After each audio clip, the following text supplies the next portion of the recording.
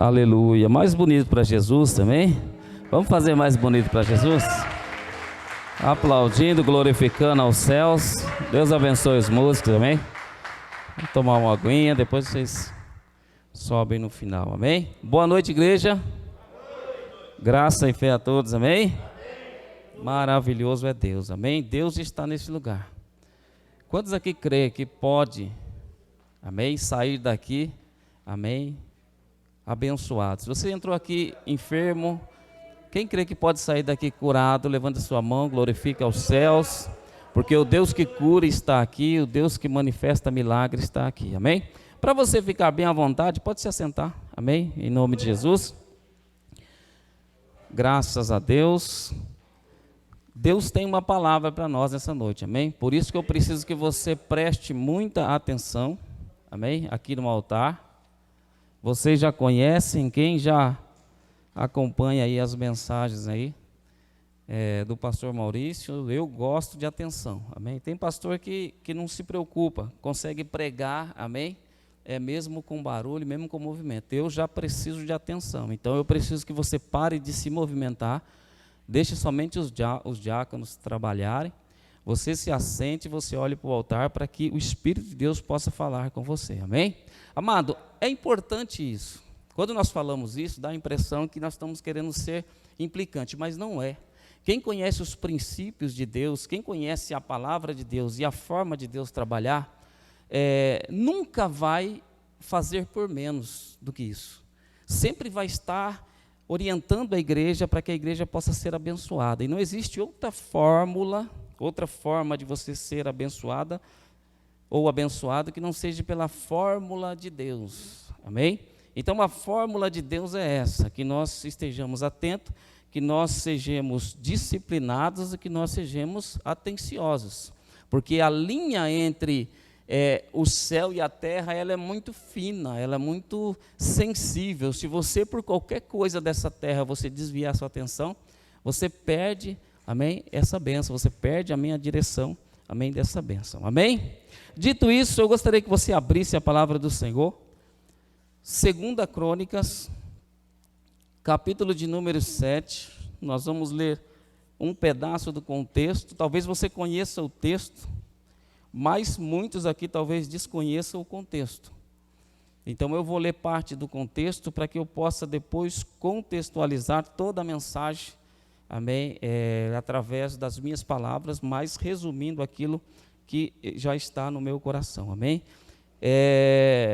Repita comigo com alegria, isso aqui é princípio da igreja. Repita com alegria: Deus ainda ouve as orações do seu povo. Você crê nisso? Então repita de novo: Deus ainda ouve a oração do seu povo. Amém? Isso é tremendo, irmão, isso é poderoso, isso é uma arma importante na vida do crente. No dia que ele perder, amém, essa arma, no dia que ele perder essa sensibilidade, acabou o crente. No dia que ele desacreditar, amém, e ele desconstruir dentro dele essa verdade, acabou o crente. Então o crente precisa ficar atento, porque essa verdade tem que estar sempre latente dentro do coração dele, tem que estar pulsando no coração, aquele desejo de sempre exercitar, amém, essa verdade dentro de si. Amém? A sua fé ela tem que estar baseada nisso, de que em todo tempo Deus ouve a tua oração. Em todo momento Deus ouve a tua oração. Amém? Quando você estiver lá no céu, você não vai precisar orar não, que você já vai conversar direto com Deus. Amém? Mas por enquanto aqui precisamos orar, dobrar o joelho e orar, para que a gente possa ser atendido. Então, 2 Crônicas, capítulo 7, versículo 14, nós vamos ler, na verdade, do 11, para nós pegarmos parte do contexto. E vai dizer para nós assim a palavra do Senhor: Assim Salomão acabou a casa do Senhor, e a casa do rei, e tudo quanto Salomão intentou fazer na casa do Senhor e na sua casa, prosperamente o efetuou. E o Senhor apareceu de noite a Salomão, e disse-lhe: ouvi tua oração. O que Deus disse? e escolhi para mim este lugar para casa de sacrifício. Se eu cerrar os céus e não houver chuva, ou se ordenar aos gafanhotos que consuma a terra, ou se enviar a peste entre o meu povo, e se o meu povo, que se chama pelo meu nome, se humilhar e orar, e buscar a minha face, e se converter dos seus maus caminhos, então eu ouvirei dos céus, e perdoarei os seus pecados, e sararei a sua terra. Agora estão abertos os meus olhos, e atento os meus ouvidos à oração deste lugar. E você fecha os teus olhos, e nós vamos orar ao Pai, amém? Senhor Deus de grandeza, Deus de poder, glória, misericórdia e bondade. Ó Deus, a Ti, Senhor, levantamos as nossas mãos, porque não há outro além de Ti. Não há outro recurso, ó Pai, que nós temos em nós, mais poderoso, Senhor, do que, ó Pai querido, a oração diante do Senhor. Do que clamarmos, ó Pai querido, a Ti, porque sabemos que quando clamamos, o Senhor nos atende, o Senhor nos ouve, o Senhor nos corrige, o Senhor nos sara. Ó Deus, nesta noite, Senhor, queremos através desta mensagem, Senhor amado, ó Deus, nos conscientizarmos, Senhor, das nossas responsabilidades diante do Senhor. Haja visto, Senhor, que o Senhor tem um povo, e esse povo, Senhor, é tratado diariamente pelo Senhor. O Seu Espírito manifesta, Senhor, de forma gloriosa no meio do Teu povo, trazendo, ó Pai querido, direção, trazendo conforto, trazendo, ó Pai querido, ó Deus, alegria para a alma de cada um, Senhor. Por isso, nesta noite, Senhor, que essa palavra possa nos instruir, possa, ó Pai querido, nos corrigir, possa nos fortalecer, Senhor, e possa nos dar direção para nós continuarmos, ó Pai, na Tua presença até a volta do nosso Senhor Jesus, porque aí sim, Senhor, estaremos com o Senhor na glória para todos sempre, e assim nós te pedimos e te agradecemos, amém, e graças a Deus, amém? Olhe para cá, preste bem atenção, porque Deus, Ele vai falar conosco, amém? Assim como Deus falou comigo, antes de eu ministrar essa palavra. Amado, as coisas de que mais precisamos, abre bem os teus ouvidos, para você ouvir isso. As coisas de que mais precisamos, são aquelas que só Deus é capaz de nos dar. Existem coisas na terra, existem coisas no decorrer da nossa vida, que nós conquistamos, que nós buscamos com a nossa força, com o nosso esforço, com a nossa capacidade vinda de Deus, lógico, e nós conseguimos alcançá-las, mas existem coisas que somente Deus é capaz de fazer. Faz assim com o seu pulmão, ó. Faz assim. A coisa mais importante, entre elas, é isso aí que você acabou de engolir. Amém? Isso aí que você acabou de fazer, que é o fôlego de vida, que é o ar que nós temos, que é a capacidade que nós temos de respirar. Parou o ar, parou o fôlego, você morre. Então a primeira coisa mais importante que nós temos em todo o momento, mesmo em meio à crise, mesmo em meio a desemprego, mesmo em meio à miséria, mesmo em meio a qualquer tipo de situação que a gente venha viver, nós temos que sempre fazer essa análise. Você tem algo importante ainda em você, que você precisa glorificar a Deus, que você precisa agradecer a Deus.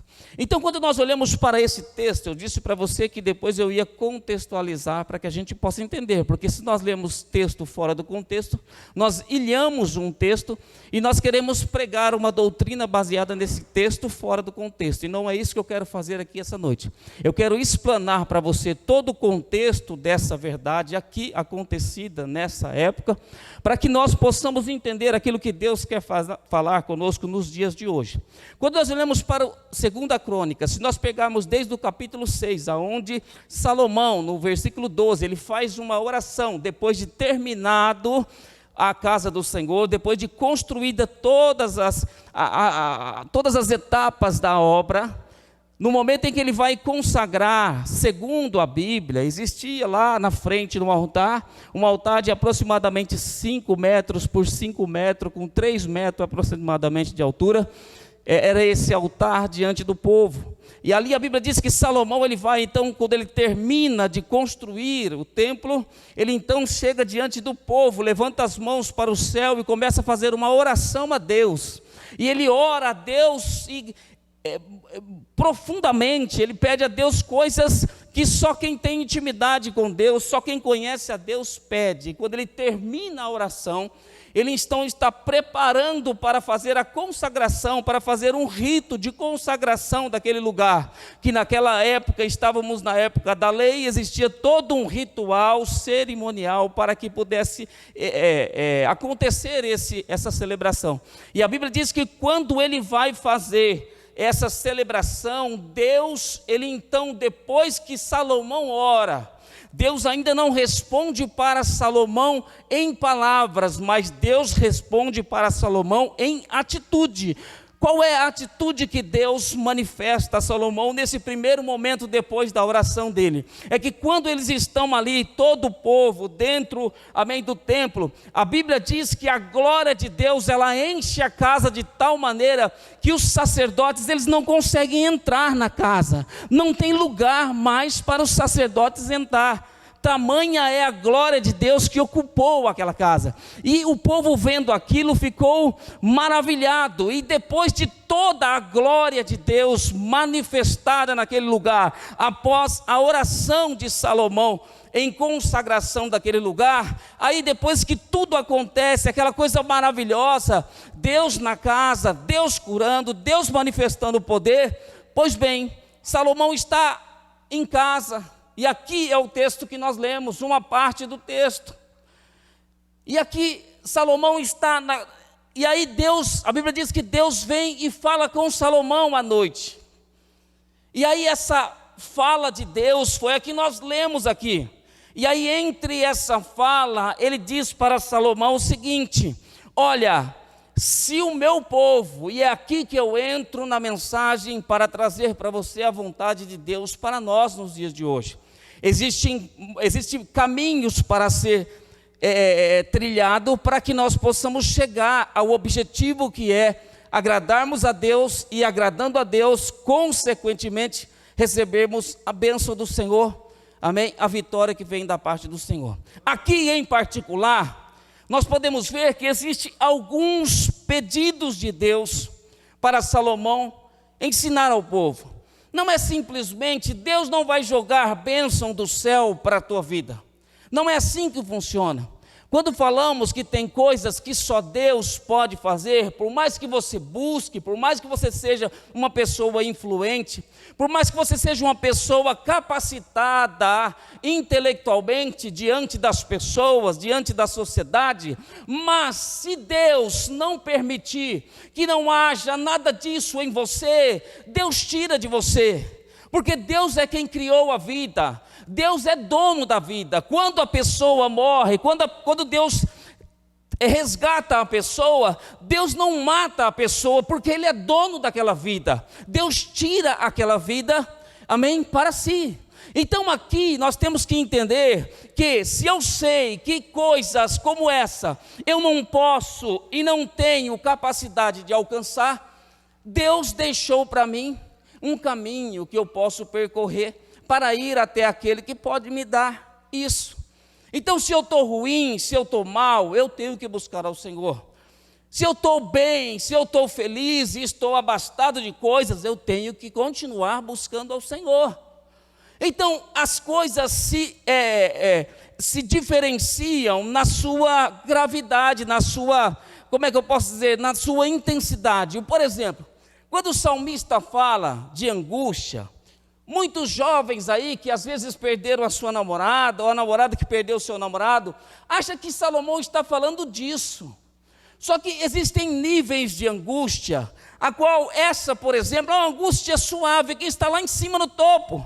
Mas quando Davi está falando no Salmo sobre angústia, ele está falando na última da cadeia, aquela lá embaixo, aquela que não tem mais nenhum tipo de sentimento mais triste do que aquele. Então, quando ele fala de angústia, e ele diz que na angústia eu busquei ao Senhor, significa que não existia mais alegria, vigor nele, não existia mais força, não existia mais vontade ou desejo algum de fazer alguma coisa, fisicamente falando, mentalmente falando, mas ele diz: na angústia eu busquei ao Senhor e Ele me livrou. Então, ainda assim, nessa situação, ele não deixou de buscar ao Senhor. E muitas vezes nós, por poucas coisas, achamos que nós podemos nos escorar em uma desculpa diante de Deus e falar: Deus, eu estou assim, eu estou fraco, eu estou assado, eu estou desse jeito, o Senhor conhece. Não, Deus conhece. Esse que é o problema, Deus conhece.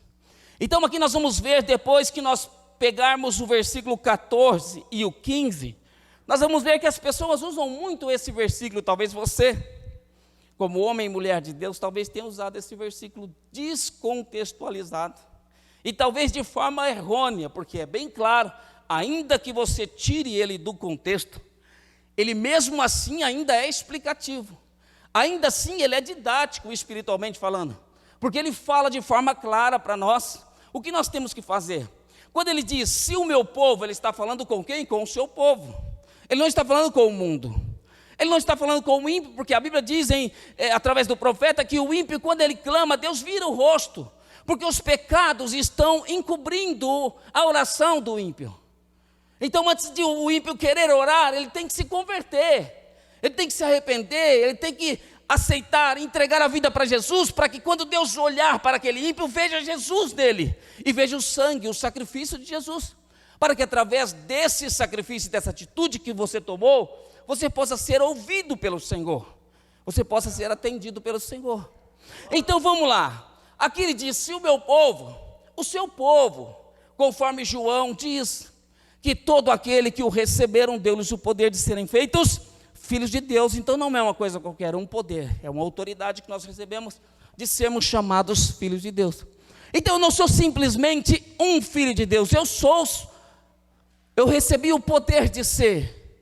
Você não é simplesmente um qualquer, você recebeu o poder e a autoridade de ser chamado filho de Deus. Se você entendesse o tamanho disso aí, se você entendesse a dimensão disso aí, a responsabilidade que está sobre você, assim como vem junto à autoridade, e os benefícios, também vem a responsabilidade. Então aqui ele diz, se o meu povo, que se chama pelo meu nome, aquele povo que confessa Jesus, aquele povo que clama a Jesus, aquele povo que declara Jesus como seu Senhor e Salvador, aquele que diz que um dia vai morar no céu, aquele que confessa que vive em comunhão com seus irmãos, que vive em comunhão com o Espírito Santo, é para esse povo que Deus está falando aqui. E aí ele diz, se o meu povo que se chama pelo meu nome. Então eu quero aqui entrar para te explicar que existem algumas atitudes que o povo de Deus precisa tomar diante de Deus. Para o fôlego de vida, não adianta você fazer nada, isso Deus te dá de graça. É o que você vai fazer com ele, é que vai fazer a diferença. É o que você vai fazer com o fôlego de vida que está em você, é que vai determinar de que lado você está, e de que lado você vai, para que lado você vai. Então, algumas atitudes, então vamos lá. A primeira, Deus aqui está falando com o teu povo. Segundo, quem não sabe se humilhar, porque ele diz, se o meu povo que se chama pelo meu nome se humilhar e orar. Então quem não sabe se humilhar diante de Deus, não é atendido nas suas orações. Por quê? Porque a Bíblia diz que a soberba, ela antecede a queda. Quem é soberbo não ouve a voz de Deus. Quem é arrogante não ouve a voz de Deus. Quem é altivo não ouve a voz de Deus. Quem não é humilde não ouve a voz de Deus. Por quê? Porque Deus ele não fala aquilo que você quer ouvir. Deus ele tem compromisso em massagear o teu ego, a tua carne. Quando Deus fala cutucando a ferida, mostrando mesmo o mal que está em você. Porque Ele sabe que através da sua consciência daquele mal, vai haver uma atitude da sua parte para que haja cura. E aí quando você tomar essa atitude, aí curar compete a Ele. Então não tem esse negócio de igreja que eu me sinto bem. Não existe esse negócio de evangelho que me faz bem. Não. Eu conheço um evangelho que cura. E tudo que cura, pastor Zé Vieira, dá dor, traz dor. O remédio que você toma para determinada enfermidade é ruim. É ruim ao seu paladar. As injeções que você toma, o medicamento que você toma. Então eu conheço um evangelho que, para que você possa estar bem, você passa por um processo ruim, de transformação, de dedo na ferida, de mostrar o mal, e de entender que o bálsamo da cura está na mão do Senhor. Mas nós queremos um evangelho light, aquele evangelho que eu me sinto bem, que ninguém me critica, que ninguém me toca, que ninguém me repreende, que ninguém me corrige, aquele que o pastor não fala que eu estou errado. Esse evangelho que eu quero. Então esse evangelho, eu nem perderia tempo para seguir esse evangelho, porque eu sei que não me leva ao meu Senhor. Eu prefiro esse evangelho de cruz, esse evangelho de espinhos, porque é esse evangelho que me leva até Jesus. Porque esse evangelho de rosas, esse evangelho de amorzinhos, ele só vai levar você à perdição. Porque o próprio autor aos Provérbios diz: é melhor uma repreensão descoberta do que um abraço encoberto. Então eu prefiro que você fale para mim o que você não gosta em mim, do que você viver falando que você gosta de mim. E depois eu descobri que você estava sendo hipócrita, que você não gostava coisa nenhuma. Então, o povo de Deus tem personalidade. O que é isso, pastor? Personalidade é você olhar no espelho e ver que você tem identidade no reino. E se você tem identidade no reino, você tem autoridade. E tendo autoridade, essa personalidade ela vai ligar a isso. Por quê? Porque você não vai deixar ela ser corrompida com mentiras ou com afirmações falsas. Você tem personalidade. Então o homem e a mulher de Deus, ele tem personalidade. Ele sabe aonde ele está, ele sabe de onde ele veio, ele sabe para onde ele vai. Isso faz parte da sua identidade. Ele não deixa as pessoas o conduzirem aonde eles querem, porque ele não é cego. Ele não precisa de uma pessoa pegar no seu braço e conduzir aonde a pessoa quer, não. Ele tem visão espiritual, ele tem maturidade espiritual, e ele tem maturidade para entender que ele tem que tomar decisões em alguns momentos, e essas decisões não podem ser contra a vontade do Pai. Então ele diz: se o povo não sabe humilhar. Então quando nós olhamos aqui, eu vou dar os princípios aqui para que a gente possa pregar em cima deles.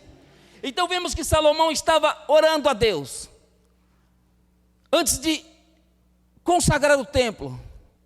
E depois da sua oração, Deus não fala com Salomão ainda. Deus vem e manifesta o seu poder na casa, e enche a casa da tua glória, manifesta o seu poder de forma sobrenatural. Depois, ele vem e fala com Salomão. E aí ele fala, entre as coisas que ele falou, ele dá esse conselho a Salomão, para Salomão falar para o povo. Diga para o meu povo, que se chama pelo meu nome, presta bem atenção, olha só, ele diz, que se esse povo que se chama pelo meu nome se humilhar, então vamos lá, humilhar, orar, buscar a minha face. Não existe ainda milagre aqui, existe responsabilidade. Ele não está falando de milagre no primeiro momento, porque milagre é consequência de uma atitude de responsabilidade.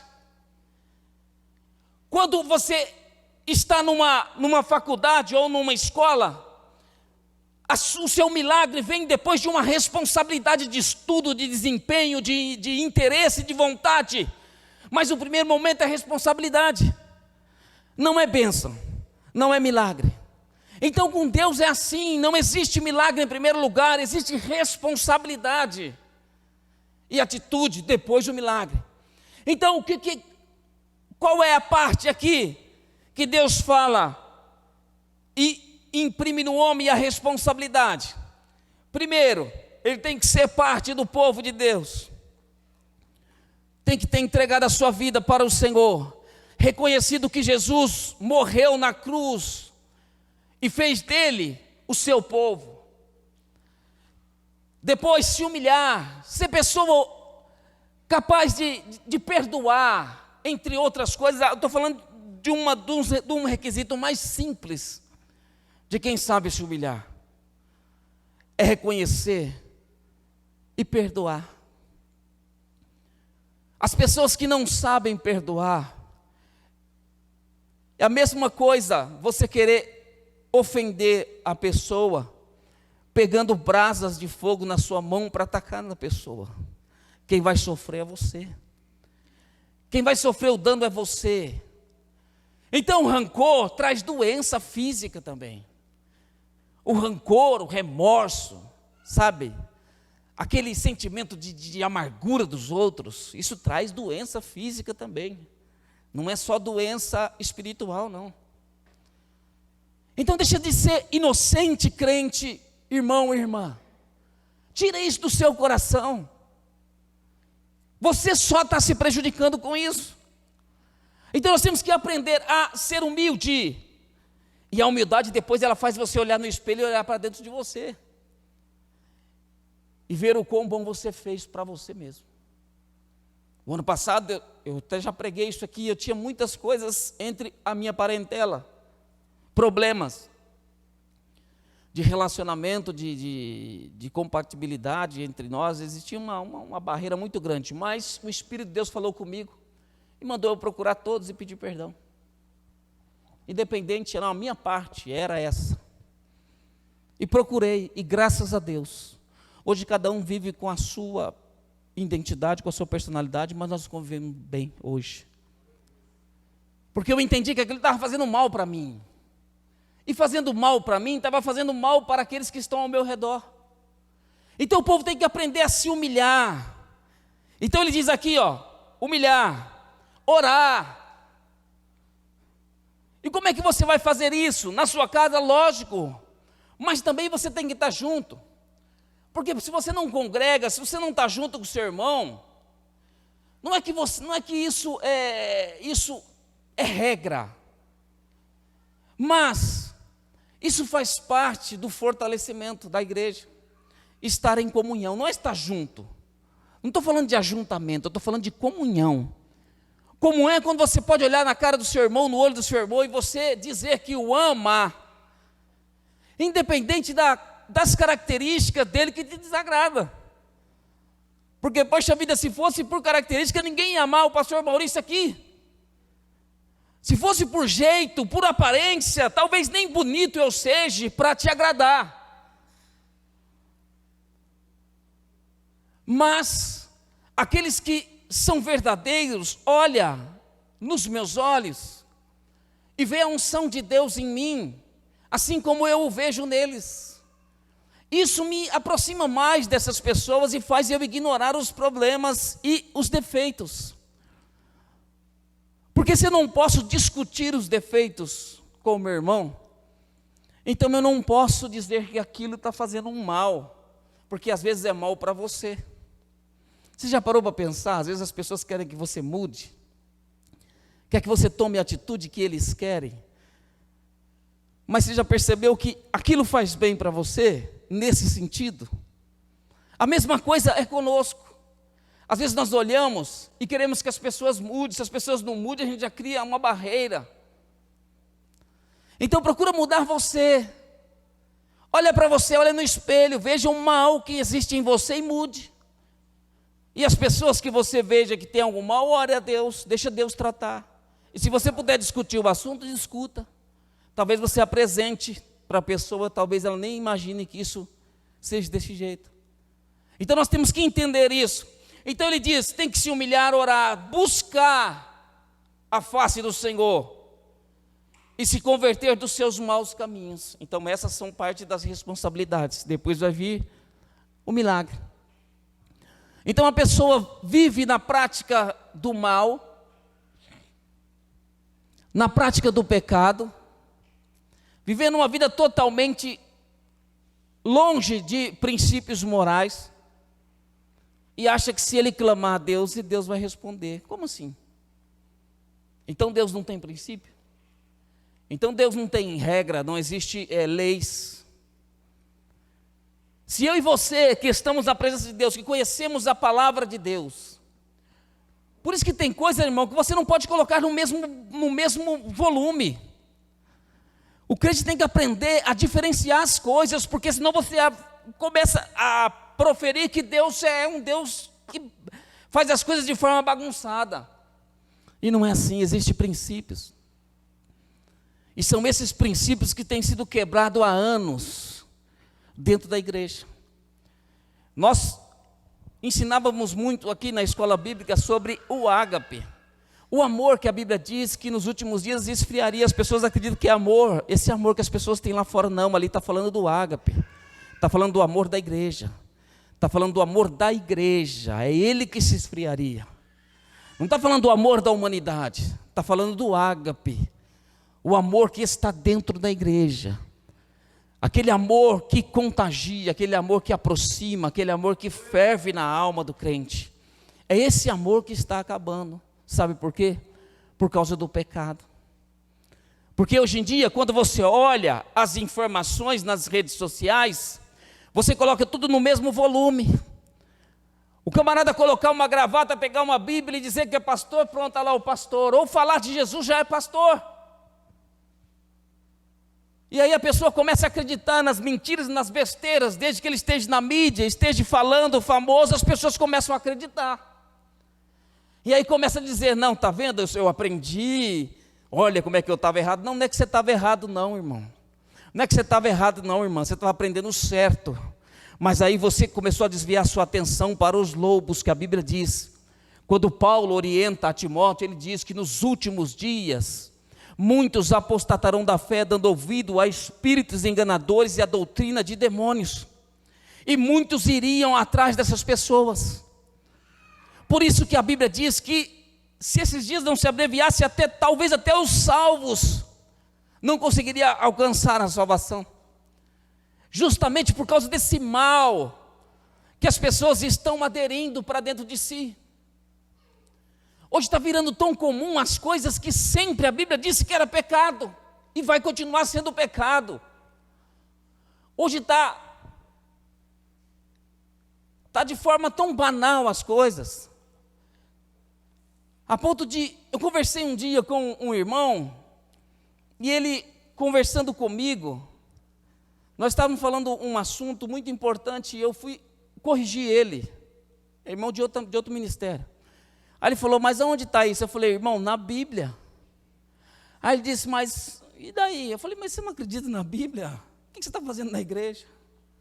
Não, ué, se a Bíblia não é a sua regra de conduta e fé, pelo amor de Deus, o que você está fazendo na igreja?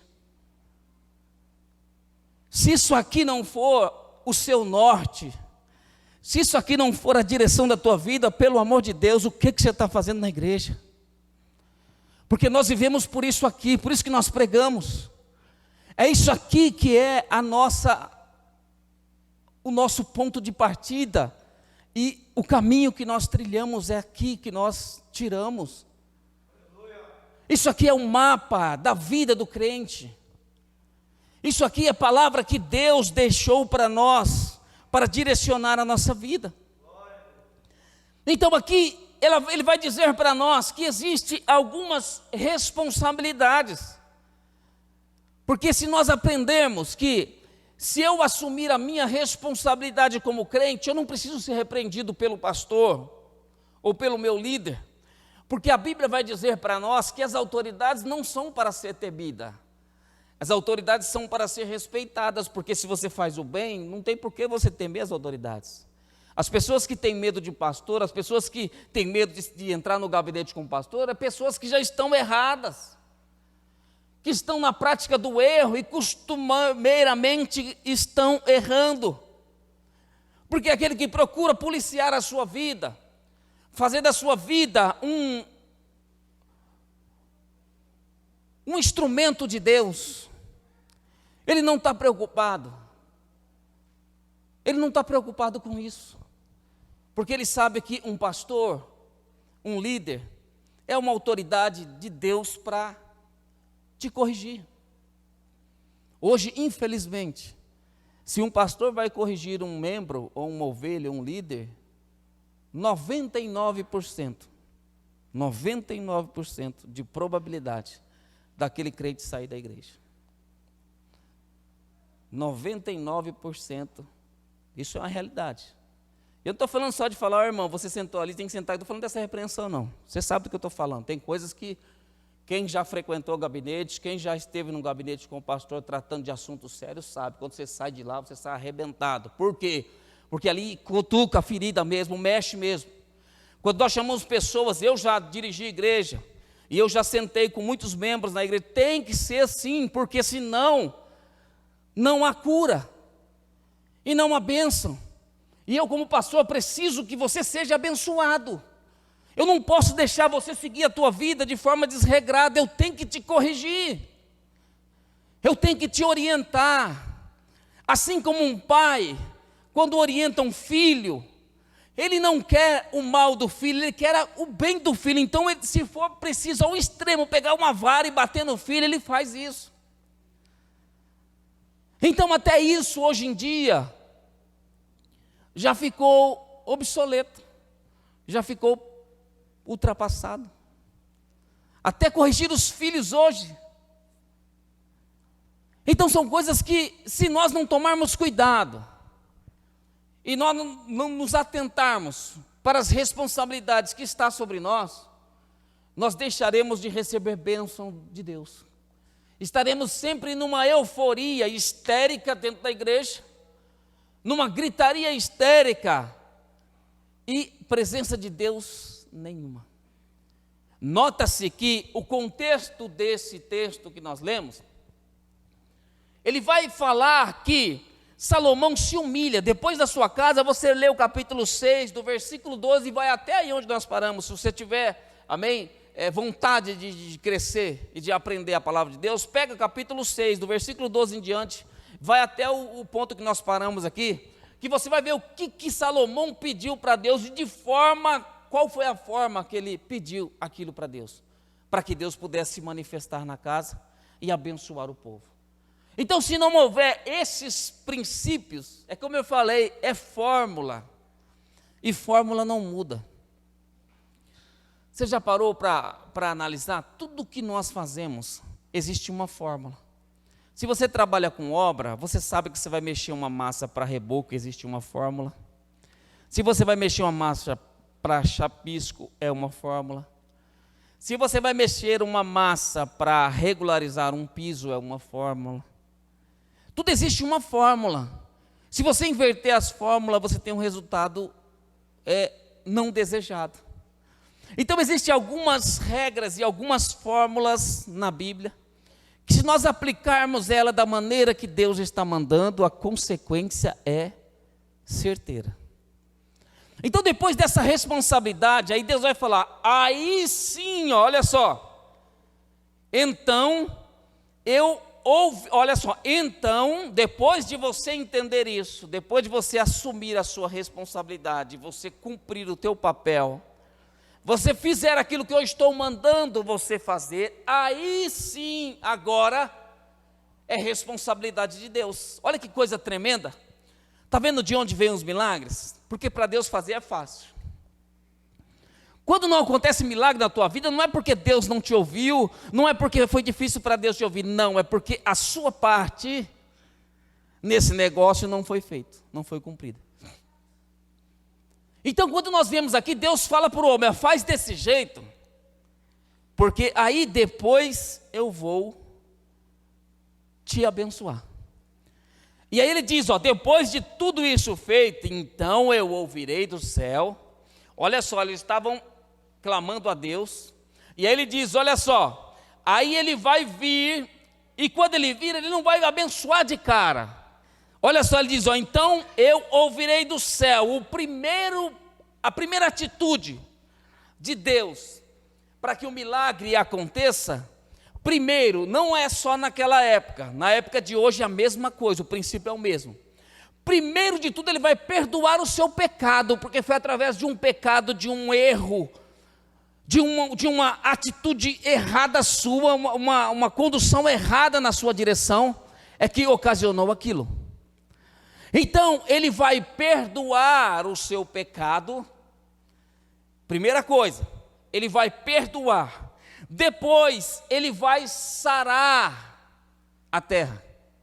E aí sim, você vai então estar apto para você receber a sua bênção. Como assim apto? Porque você acha que Deus vai dar para mim? Você acha que Deus vai dar, na verdade, aquilo que é para mim? Você acha que Deus vai dar para o meu filho, para a minha filha de 2 anos? Seja sincero, irmão. Você acha que aquilo que Deus vai dar para mim, Ele vai dar para a minha filha de 2 anos? Sabe por que não? Porque ela não sabe como usar aquilo que é para mim. Então Deus conhece você. Deus conhece a sua necessidade. Deus conhece o teu corpo. Deus conhece a tua fragilidade. Deus conhece a sua saúde. Deus conhece o teu intelecto. Deus conhece a tua espiritualidade. Deus conhece a tua inteligência. Deus conhece a tua capacidade profissional. Deus conhece tudo de você. Mas se Ele colocar outro indivíduo do mesmo tamanho em estatura e com o mesmo peso físico do seu lado, a história dessa pessoa é diferente da sua. Então não adianta eu pedir em coletivo para a igreja. A igreja tem que entender, quando nós ministramos oração, nós ministramos para a igreja, só que cada um de vocês tem que entender que no momento em que você está diante de Deus, você é um indivíduo com características próprias, com necessidades ímpar diante de Deus.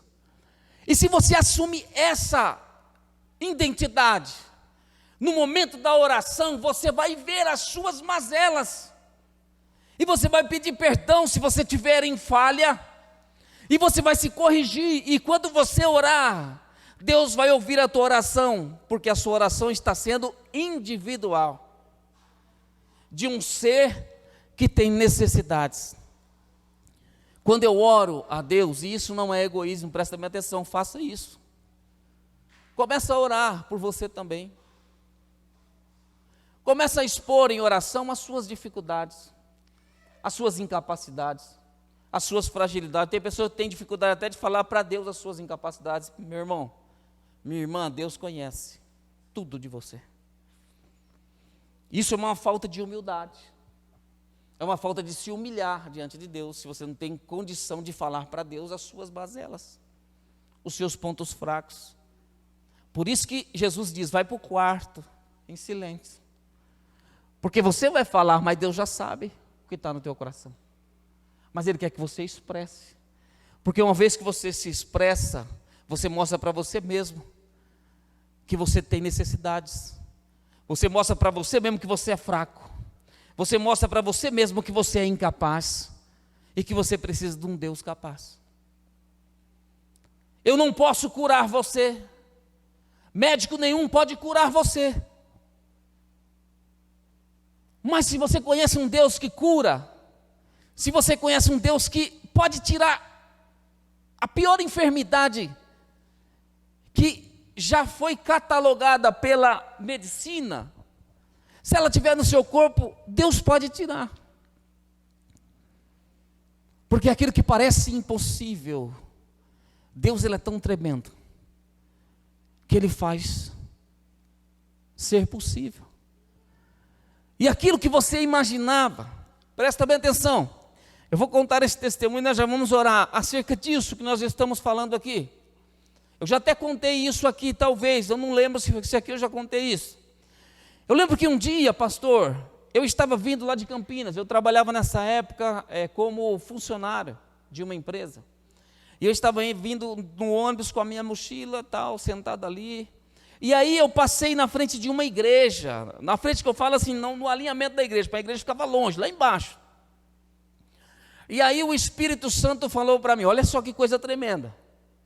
Isso é impactante. Aí o Espírito Santo falou para mim, vai na tua casa, toma banho, se troca. Isso já era mais ou menos umas 5h30, 15 para 6. Se troca, vem aqui nessa igreja que você vai pregar. Ninguém falou nada para mim. Foi o Espírito Santo que falou para mim. Eu não tive contato com o pastor lá. O pastor não ligou para mim, eu não liguei para o pastor. Depois eu preguei uma outra vez lá, mas dessa outra vez foi combinado. Mas esse dia não. E aí quando eu cheguei na igreja, eu falei, bom, Deus tem alguma coisa tremenda para fazer aqui, então eu tenho que só obedecer a Deus. E aí eu dobrei meu joelho no altar lá e estou orando. Eu só escuto a voz da pastora, esposa do pastor, dizendo assim, o pastor Maurício está aí. Aí ele todo feliz, opa, então já sei quem vai pregar hoje. E eu já sabia, irmão, o mistério de Deus, essas coisas. E aí ele dobrou o joelho perto de mim e falou, pastor, o senhor prega? Eu falei assim, eu vim aqui para isso. Porque se o senhor não deixar eu pregar, eu já vou colocar sobre a sua responsabilidade tudo aquilo que Deus mandou eu dizer aqui essa noite. E aí aquela noite eu preguei. Eu lembro que tinha um viciado do outro lado da rua, ele veio para dentro, aceitou Jesus, mas não era isso que Deus queria fazer só. Foi uma das coisas que Deus fez, talvez a igreja nem glorificou muito a Deus, mas é uma das coisas mais importantes. Mas não era só isso que Deus queria fazer. E quando nós estávamos orando por cura, por milagre, terminou o culto, ninguém se manifestou, eu fui embora. Um dia eu estou subindo a 13 de maio ali, aí escutei uma voz atrás, pastor, pastor, uma voz histérica gritando. Eu falei, meu Deus, a 13 de maio naquela época era bem movimentada, não sei hoje, faz tempo que eu não vou lá, não sei nem como é que está isso hoje, mas na época você não podia nem andar direito. E gritando histericamente. Eu lembro, era numa sexta-feira, eu tinha saído mais cedo do serviço, nós parávamos 4 horas, era mais ou menos umas 5 horas quando eu estava subindo ali. E gritando, pastor, pastor, eu falei, poxa vida, aqui tem bastante pregador, deve estar chamando outra pessoa. Aí quando eu olhei, era uma irmã dessa igreja. Aí ele disse, pastor, pastor, deixa eu contar algo para o senhor. Isso fazia umas 2 semanas que eu havia pregado. E aí ela me viu aquele dia ali em Campinas. Ela disse, pastor, eu vi o senhor lá de baixo vir correndo, gritando, tomou fôlego. Eu queria conversar com o senhor. Pastor, sabe aquele dia que o senhor pregou lá? Então, pastor, eu levei uma prima minha. E ela estava com câncer terminal. E ela estava com um diagnóstico na mão de câncer terminal, já estava triste, desanimada, e eu falei, vamos lá na igreja orar, que eu tenho certeza que Deus vai acalmar a tua alma antes de você partir. E aí, pastor, quando houve a oração, aí foi um negócio muito impactante, e aí na oração eu senti que Deus tinha tocado nela, eu senti que Deus tinha curado ela, e depois na semana seguinte ela foi fazer de novo os exames, e os exames deu tudo negativo, pastor, ela foi curada aquela noite. Eu falei, varô, eu sei o que estava acontecendo aquela noite, eu sei o que Deus fez, eu sei o que houve aquela noite. Por quê? Porque Deus mandou eu fazer daquele jeito, Deus falou para eu fazer daquela maneira, e se eu não fizesse, eu estaria impedindo a ação de Deus na vida daquelas pessoas. Então isso é responsabilidade.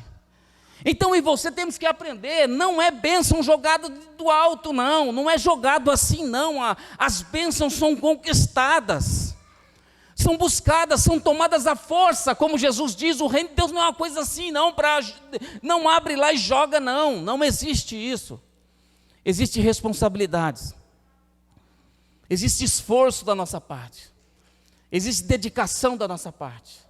Então, se humilhar, como ele diz aqui, e orar, buscar a minha face e se converter dos maus caminhos, aí a pessoa só vai para a bênção, né? Não, se o meu povo, que chama pelo meu nome, é esse o povo, estou orando a Deus, vamos orar que Deus vai curar. Quem falou para você? Você olhou os princípios? Você olhou todo o combo da coisa? Se você não olhou todo o contexto, não vai acontecer milagre. Não vai acontecer milagre. Porque se eu não faço aquilo que Deus mandou, como é que Deus se obriga a fazer alguma coisa por mim? Agora, se você faz aquilo que Deus mandou você fazer, aí, meu amigo, aí, minha irmã, meu irmão, aí a bênção é obrigada a te alcançar. Como ele disse para o povo lá no Monte Gerizim, se esse povo obedecer e seguir o que a lei manda, as bênçãos virão e te alcançarão. Para você entender, mais uma vez, eu já fiz isso umas 2 ou 3 vezes aqui. Vem cá, presbítero, né? Anderson e pastor Zé Vieira, faz favor. todo respeito por essas duas autoridades que estão aqui. Fica ali, presbítero Anderson. Você fica aqui, pastor. O senhor fica aqui. Então, as bênçãos que nós lemos ali é mais ou menos aqui. Fica virado para lá, ô Anderson. E você vira para cá. Mas nós somos servos de Deus. Pastor é igual anjo. Jesus está aqui. A bênção está aqui. A bênção, e eu sou o servo de Deus. Eu sou o povo de Deus. Então, para mim olhar para Jesus, existem alguns princípios que eu tenho que observar para que eu possa ficar no caminho, na direção. Então, segundo a Bíblia, a bênção, ela vai me alcançar. Eu não preciso olhar para ela. Eu não posso tirar os olhos de Jesus, porque se eu olhar para ela, ela não tem compromisso comigo, se eu não estiver olhando para Jesus. Então, o alinhamento das bênçãos é assim, ó. Jesus, eu e a bênção. Quer ser abençoado, Jesus tem que estar na frente. Quer ser abençoado, quer ser curado, quer ser liberto, quer ser próspero, Jesus tem que estar na frente. Porque aonde você for, quer ver, ó, vai Anderson, anda aí, ó. Aonde ele foi, você vem atrás, porque você é obrigado a me alcançar, porque eu estou seguindo Jesus. Dá uma volta aqui, só vou dar uma volta aqui, ó. Aonde Jesus for, eu vou seguir as pisaduras dele. E aí a bênção, ela é obrigada a me alcançar. Então, eu não preciso correr. Chega uma hora, quando eu estiver precisando da bênção, a bênção tem que me agarrar. Ela é obrigada a me alcançar. Agora, se eu saio, pode continuar. Vai continuar esse ciclo desse jeito. A bênção de Deus, ela está, amém, disponível. Mas se você não segue, Deus abençoe os varões. Se você não segue as pisaduras de Jesus, se você não segue Jesus, se você não observa os caminhos do Senhor, e se você não obedece a Jesus, as bênçãos não têm obrigação nenhuma de te alcançar. Sabe o que você recebe quando você não segue Jesus? Não é bênção que você recebe, é migalha. É as migalhas, pastor, que caem da mesa, lembra que Jesus falou? É migalha. Então, na hora de você sair debaixo da mesa, sentar na mesa como filho e começar a comer o melhor. Está na hora de você começar a olhar para Jesus e dizer, não, eu sou filho, eu tenho autoridade, eu tenho poder dado dos céus para mim. Sabe por quê? Porque agora é hora de você pedir por cura. Agora é hora do senhor orar por cura. Agora é hora de você orar por libertação. Porque no céu não vai ter isso. No céu não vai ter pessoa doente. No céu não vai ter necessidade física. Não é egoísmo você orar para Deus te dar um bom emprego, que ganhe um bom salário, porque dinheiro não é problema para ninguém. Quem falou para você que dinheiro é mal? Quem disse para você que dinheiro é raiz do mal, não sabe interpretar a Bíblia, porque a Bíblia não diz isso. A Bíblia diz que o amor, ou seja, o envolvimento, o sentimento no dinheiro, é a raiz dos males, mas o dinheiro não. Porque para que servem os três princípios da riqueza? Primeiro, para satisfazer a tua vontade, como homem e mulher de Deus. Segundo, para satisfazer a vontade do reino, a obra do Senhor. E terceiro, para satisfazer a vontade do seu próximo, para você abençoar o seu próximo. Se você está cumprindo esses princípios, o dinheiro é bênção na sua vida. Se você está suprindo as suas necessidades com o dinheiro, o suor do seu rosto, e você está mantendo a casa do Senhor através dos seus dízimos e oferta, abençoando para que o reino de Deus possa avançar, e você não está esquecendo do seu próximo, e está estendendo a tua mão e abençoando, o seu dinheiro está sendo bem usado, e ele não é maldição para você, porque aquele que é miserável, ele não abençoa nem ele, nem o reino, e nem o seu próximo. Então não é mal você orar a Deus, pedir um bom emprego, pedir um bom salário. Não é errado. O que é errado é você sair da presença de Deus. É você começar a titubear na tua mente, no seu coração, em coisas que você sabe que é pecado. Então assuma a sua responsabilidade de homem e mulher de Deus, na presença de Deus, que você vai ver se você não vai ser abençoado. Eu garanto para você, e olha que eu já estou fazendo isso há mais de 22 anos, e as pessoas têm sido abençoadas. Eu garanto a você, inclusive eu tenho sido abençoado. Tá? Quando eu vim para essa igreja aqui, eu vim arrebentado, quebrado, destruído, falido, endividado, cheio de problema financeiro, cheio de problema físico, cheio de problema espiritual. Hoje, graças a Deus, Deus equalizou a minha vida. Eu estou bem financeiramente, eu estou bem espiritualmente, eu estou bem familiarmente, eu estou bem, graças a Deus. Por quê? Porque Deus, Ele é fiel. Porque eu sei que quando eu não alcanço algo, eu tenho que fazer uma autoanálise, ver aonde eu estou errando, porque Deus não erra. Deus não erra. Não está dando certo na tua vida, amado? Não é a igreja que você está, não tem nada a ver. Tá? Porque aqui nós pregamos Jesus, nós somos parte da igreja viva do Senhor Jesus, não é a placa de igreja, aqui nós pregamos o Evangelho, isso aqui, ó. Tá? Se aquete, não fique preocupado em sair para outra igreja, não. Aqui você já tem o Evangelho, aqui você já tem um alimento necessário para a tua alma. Se concentre agora em você, se concentre agora em corrigir as coisas que você vê que está impedindo as bênçãos do céu vir sobre a tua vida, sobre a tua família. Como é que você quer bênção na sua vida familiar? Como é que você quer bênção, homem e mulher, no seu casamento, se você é infiel à sua mulher, se você é infiel ao seu marido? E não estou falando só de atitude presencial, não, eu estou falando aqui, ó, na sua mente, nas suas atitudes. Então como é que você quer um lar abençoado, se você não estrutura ele com uma palavra? Você, homem, quantos dias faz que você não olha no olho da sua esposa? Você, mulher, quantos dias faz que você não olha no olho do seu marido e vocês têm uma conversa sincera, verdadeira? Parece dois estranhos. Eu estava conversando com uma pessoa esses dias que já fazia tempo que não tinha relacionamento com o seu marido e disse: Maurício, nós estamos parecendo amigos dentro de casa, dividindo despesas. Eu falei: misericórdia. E tem muitos casais dentro da igreja assim, que estão vivendo como amigos, cuidando dos filhos e dividindo despesa. Não, não é isso. Casamento é muito mais que isso. Casamento é muito mais que isso. Eu posso garantir para você. Eu tenho 22 anos. Eu me casei no dia 24 de abril de 1999. Então, em abril, fez 22 anos de casamento. E eu posso garantir para você que é uma coisa maravilhosa. Tá? Que é uma coisa maravilhosa. Eu e minha esposa, desde quando nós nos conhecemos, nós sempre conversamos olho no olho. Nós sempre temos essa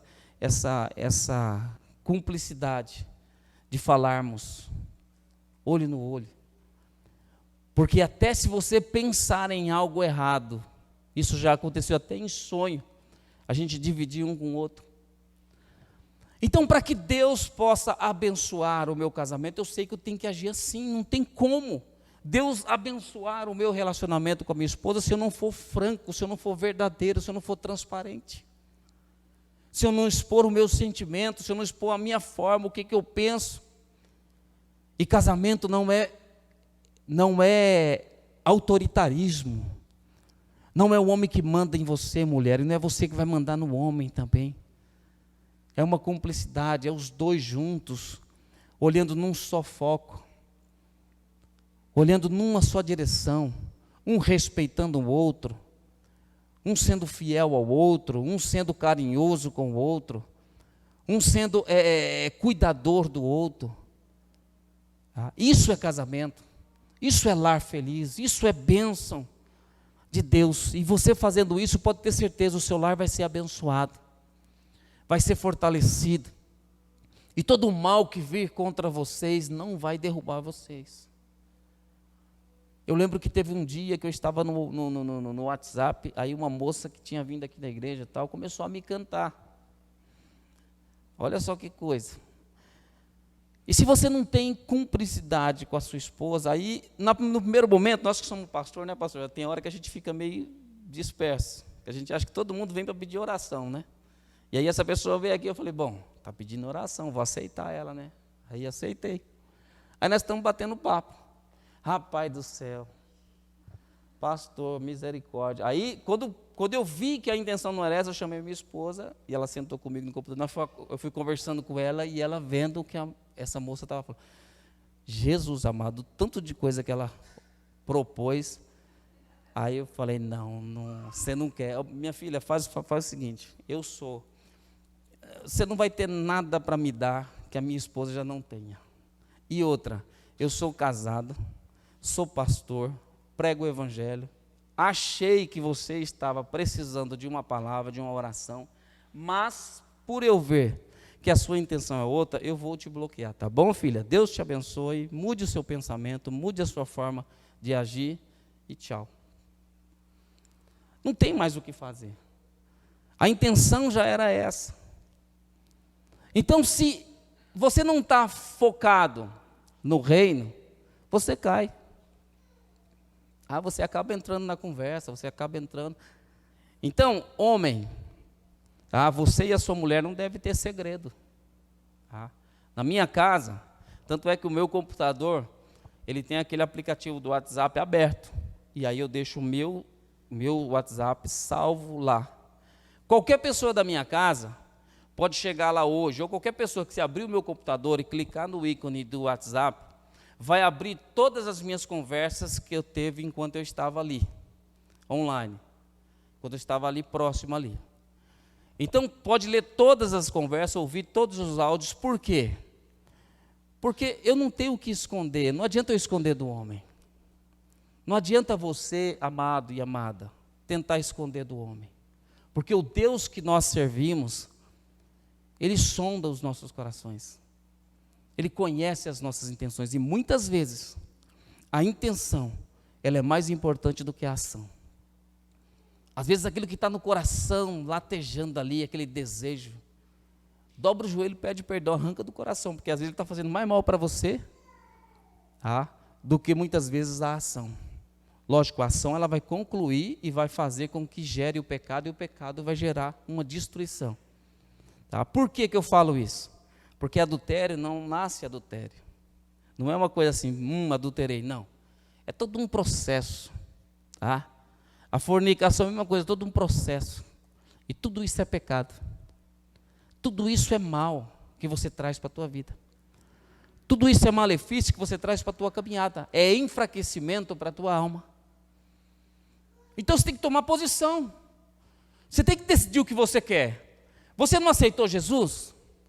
Você não entregou sua vida para Jesus? Você não disse que você estaria sendo fiel a Deus, a Jesus? Então é isso. Agora é hora de você arregaçar as mangas, mostrar que você é valente, que você é vencedor, que você pode, que você pode resistir o mal, que você pode lutar contra essas investidas do inimigo contra você. Porque o seu maior inimigo não é o inimigo, não é Satanás. O seu maior inimigo é você. O segundo maior inimigo do homem é Satanás, mas o primeiro é o homem. É a sua carne, é os seus desejos, é a sua vontade. E é com elas que você tem que lutar.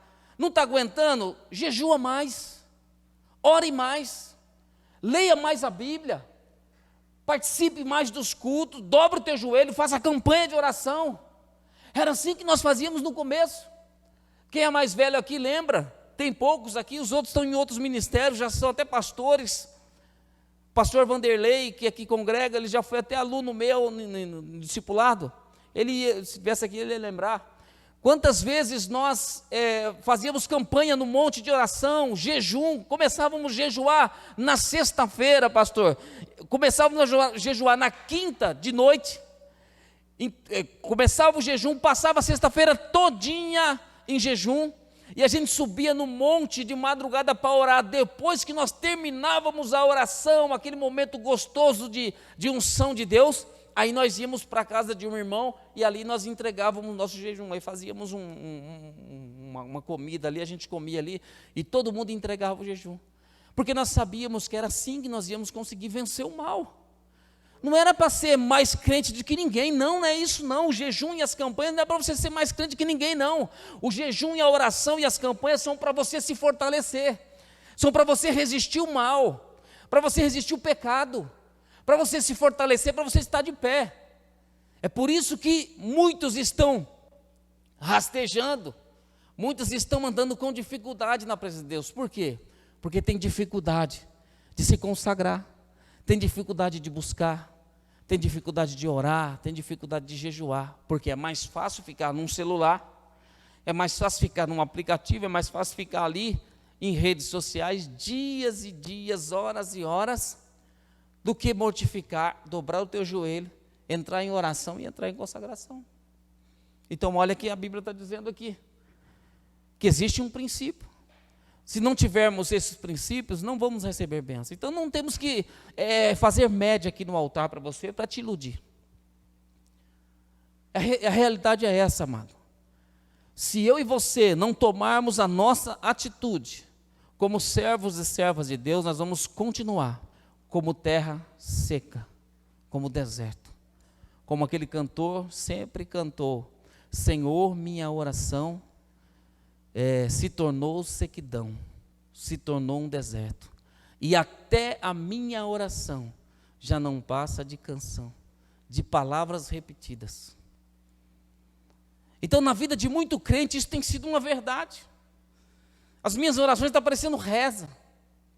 Muitos crentes têm falado assim: pastor, a minha oração está parecendo reza. O meu louvor é cantoria, eu não estou sentindo a presença de Deus, só sinto euforia no coração. Sabe por que isso? Porque você deixou lá atrás o princípio. Então quer um conselho? Vamos voltar aonde errou? Volte aonde errou e começa de novo. Sabe por quê? Olha que coisa maravilhosa para nós orarmos. Existe uma coisa tremenda da parte de Deus, que quando Deus mostra o mal, mostra a mazela, mostra o pecado, é porque ainda dá tempo ainda de correção. Porque Deus não ia perder tempo se já não existisse mais oportunidade de correção. Então quando Deus fala comigo e com você que há oportunidade ainda de nós deixarmos o mal, eu lembro que teve um jovem, presta bem atenção nisso, principalmente você jovem, presta bem atenção nisso. Só tem adulto aqui, não tem criança, eu posso falar. Eu lembro que teve um jovem uma vez, chegou na igreja muito triste, destruído. Falou assim: Maurício, eu estou com um problema. Na época eu era só obreiro no altar. Eu estou com problemas sexual, né? Aí explicou tudo o que ele estava fazendo ali. Só que a alma dele estava queimando dentro dele, de arrependimento, de tristeza, pastor. E o Espírito Santo me fez ver o vazio daquela alma e a dor que ele estava sentindo em fazer aquilo. Eu falei: varão, senta aqui. O diabo está te enganando, mas eu vou te dar uma palavra aqui que vai te dar ânimo. Você sabia que se você largar isso agora, a partir desse momento, Deus vai perdoar isso aí, Deus vai curar a tua alma, e a partir de agora você vai ser uma nova criatura, e você não vai ter mais esse peso, não só na sua consciência, mas essa mancha na tua alma. Aí ele começou a chorar. Eu falei: você crê? Eu preciso orar com você, mas antes de eu orar, eu preciso entender se você quer isso. Ele falou: é mesmo, pastor, tem certeza? Vai por mim, eu conheço o Deus que eu sirvo. Fizemos uma oração, passou uma semana, eu estava lá no culto de jovem, ele pulando, glorificando a Deus, todo feliz. Você viu o brilho no olho do menino. Aí ele veio conversar comigo e falou: pastor, todas as vezes que eu penso naquilo, eu falo: não, o pastor falou, a partir daquele momento eu me curei, então eu não quero mais isso. Então ele pegou aquilo como um ponto, sabe, um divisor de água. Todas as vezes que o inimigo tentava ele ali, ele voltava naquele ponto e falava: não, ali eu fui perdoado, ali o homem de Deus orou por mim, eu fui perdoado e eu não quero mais isso. E ele foi viver a vida dele dessa maneira, ele olhava para aquele ponto. Não, a partir do momento que eu sou perdoado. Então quando a Bíblia diz que Deus ele iria perdoar, o princípio é esse. Uma pessoa, ela não se sente abençoada quando ela não se sente perdoado. Uma pessoa não tem liberdade de falar com Deus quando ela não se sente perdoado. Eu tinha dificuldade de conversar com os meus parentes. Depois que eu pedi perdão e fui perdoado, pastor, hoje eu recebo eles na minha casa e entro na casa deles com liberdade e consigo conversar com eles. Uma pessoa que é perdoada por Deus, ela se sente feliz em orar e se sente fortalecida em buscar a Deus. Então esse é o mal que talvez está impedindo você de entrar na presença de Deus. Mas nessa noite é o dia para você, é o dia de você falar: não, vai ser a divisão, o divisor de água na minha vida. Eu vou pedir perdão para Deus, e todas as vezes que o mal me tentar, eu vou voltar neste ponto, e eu vou falar, não, Deus, junto com a igreja e com o homem de Deus, eu orei, e eu pedi perdão naquele dia, e eu sou uma nova criatura. Você crê assim? A partir desse momento, você vai receber de Deus o perdão do Senhor, e Deus ele vai sarar a tua alma, sarar o teu coração, e a partir de hoje, todas as vezes que você estiver na sua caminhada com Cristo, e o inimigo te tentar, a tua carne te forçar a fazer aquilo que você sabe que é pecado, você vai lembrar desse dia, e você vai resistir ao mal, porque eu tenho certeza que o Espírito de Deus que estava naquele jovem, também vai estar sobre a tua vida. Eu quero que você fique de pé no teu lugar, em nome de Jesus.